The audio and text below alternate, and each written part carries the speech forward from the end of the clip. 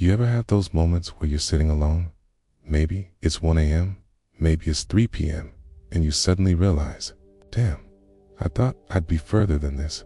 Not in a dramatic way, not in a self-pity way. It's just that quiet, uncomfortable check-in with yourself that you usually avoid. That hits a little too close to home. Good. Because today, I want to talk about something most self-improvement creators avoid, a part of growth that feels slow, confusing, and honestly, kind of humiliating. But also the part that changes everything. The uncomfortable truth about progress. One thing I wish someone told me earlier is this: most progress doesn't look like progress when you're inside it. It's weird. You only notice you've changed when you look back 6 months later and think, oh, that version of me wouldn't survive what I handle now. But while you're living it, it feels like failure. It feels like stalling. It feels like you're doing all this work and nothing is happening. So I remember a period where every morning felt like déjà vu. Wake up, work on myself, try to improve. And yet, life didn't magically reward me for it. No, you leveled up. Just silence. The psychology behind that is simple. Our brains adapt faster than our lives do. You can upgrade your mindset in a week, but it might take months before your circumstances catch up. That gap between who you're becoming and where you are is where most people quit. The identity problem most men ignore.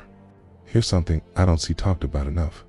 Most guys in their 20s don't have a motivation problem. They have an identity problem. They're not lazy. They're not unfocused. They're just trying to build a life using beliefs they outgrew years ago. Think about it.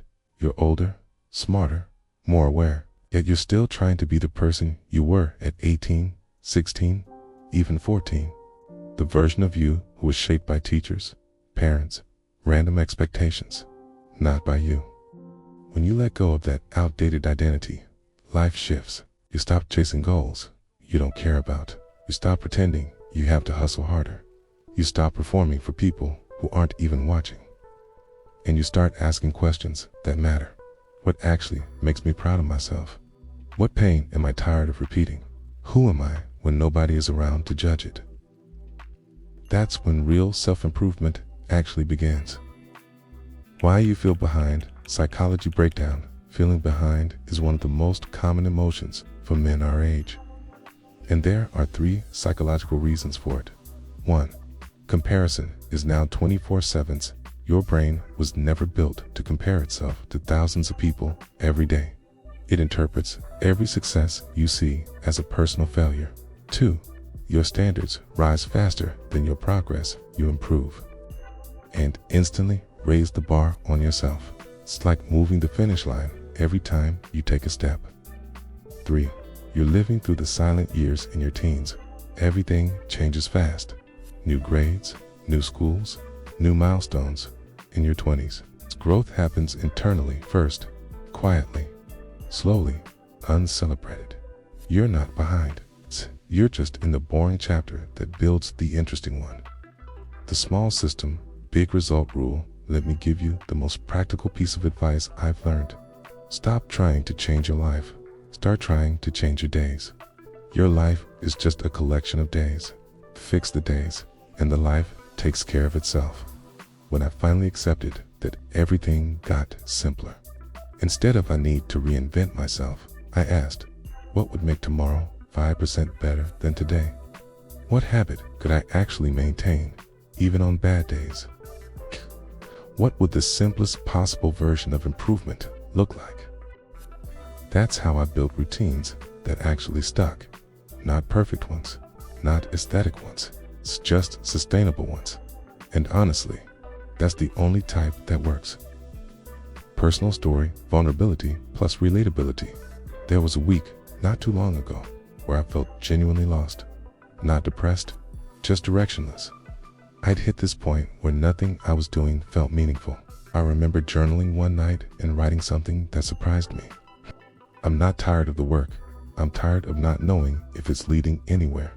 And that's when a thought hit me that shifted everything. Every meaningful chapter in my life only made sense in hindsight. So why am I expecting this chapter to make sense right now? Once I stopped demanding clarity from the future and focused on the quality of the present, things started moving again. Sometimes the most philosophical solution is also the most practical. The only 3 things you actually need to focus on if you strip self-improvement down to something real, something useful. It comes down to 3 things. 1. Build discipline without hating your life. Discipline isn't suffering, it's alignment. It's saying, I want my future self to trust me. 2. Surround yourself with signal, not noise. Your environment is either reinforcing your goals or quietly killing them. 3. Learn to sit with the discomfort of becoming someone new. Growth feels like losing parts of yourself.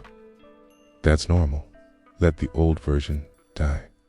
These 3 things beat any motivational hack or productivity trend.